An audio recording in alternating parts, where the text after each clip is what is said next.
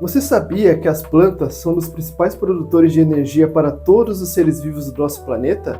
Quer saber mais? Ficou curioso? Então pega o seu caderno, porque hoje nós vamos aprender sobre cadeia alimentar. Bora lá? A cadeia alimentar é como uma trilha. Podemos dizer que é um caminho simples, que é a energia que percorre de um ser vivo para o outro. Quando falamos de cadeia alimentar, estamos falando do fluxo de energia vital que mantém a vida aqui no nosso planeta. E nesse processo espetacular, nós temos alguns personagens principais. Sabe aquelas plantinhas que você tem lá no jardim, que você já não rega mais, já tem um tempinho, hein? E você, comedor de alface? Bom, deixa pra lá e vamos continuar com a nossa aulinha pedagógica. Tem outros carinhas muito importantes que nós podemos chamar de produtores. Sabe qual é? Tenho certeza que você respondeu: as algas do oceano. Podemos dizer que os produtores são os verdadeiros chefes da natureza.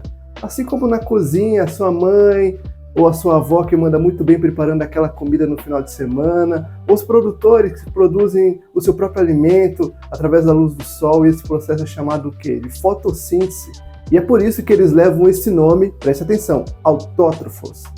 Mas professor, que nome doido é esse? Autótrofos significa que são capazes de produzir o seu próprio alimento. Preparado todo o início do caminho, nós vamos falar agora do cara que não produz o próprio alimento. Precisa procurar, precisa caçar, ou mesmo nós, comprar o alimento. Resumindo todas essas palavras, se alimentar de outros seres vivos. Olha só, uma coisa que você precisa se lembrar é que temos alguns tipos de consumidores. Temos os consumidores primários, eles são os vegetarianos da galera, são todos de boa com a natureza, também são conhecidos e chamados de herbívoros. O seu coelhinho que come a cenourinha lá que você deixa no seu jardim com tanto amor, ou o seu outro animal de estimação, o gafanhoto, vai lá, come a folhinha que você deixou com tanto amor. Cada um com o seu bichinho, não é mesmo? Os consumidores primários comem os produtores. Depois de falarmos dos primários, agora vem os consumidores secundários. Eles são os que se alimentam dos consumidores primários. Por exemplo, você vai lá no seu passeio na floresta, ou vai ajudar o seu tiozão a cortar a grama do quintal, aí vem uma cobra, eita, aí ela vai lá e come o sapo que está dando sopa. Ou um pássaro que come o seu animalzinho de estimação, o gafanhoto. Isso nós podemos aplicar para outros animais também que estão lá, comendo as suas plantinhas, e daí vem um comedor de carne e aí já era, virou refeição.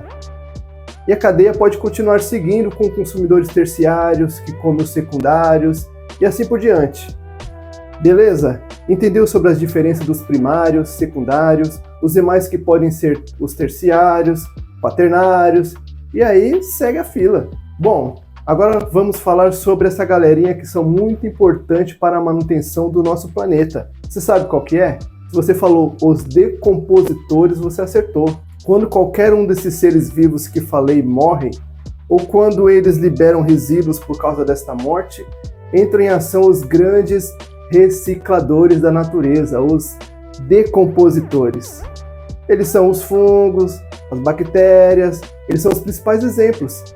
Eles transformam a matéria orgânica em nutrientes que voltam lá para o solo e aí vão ser novamente utilizados pelos produtores. Lembra dos produtores? Pois é um ciclo perfeito, fechadinho. É importante entender, olha só, presta bem atenção. A cada passo dessa cadeia, a energia vai diminuindo. É como se uma parte da energia se perdesse em forma de calor. Por isso, geralmente as cadeias alimentares não são muito longas. E para fechar, não menos importante, nós vamos falar da teia alimentar. Professor, pensei que já estava acabando. Não, tem que falar da teia alimentar. Imagine várias dessas trilhas que falei lá no início. Cadeias alimentares se cruzando e se conectando de todas as formas. Como se fosse um monte de fio embolado, com várias pontas, ou um fio de aranha, como o nome já diz, uma teia de aranha.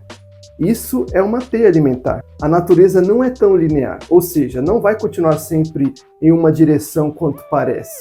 Um animal pode se alimentar de vários tipos de presas, como por exemplo o gavião, ele come a cobra, então ele é um consumidor quaternário, pois comeu a cobra, que aqui é o consumidor terciário. E ela comeu o sapo, que é o consumidor secundário, depois vai lá e come o gafanhoto, que estava comendo a sua plantinha, dessa forma ele é o consumidor primário. Mas o gavião que está lá no topo, pode ir lá em cima ver o sapo pulando na lagoa e se alimentar dele diretamente. O cara pulou toda a sequência que foi falada.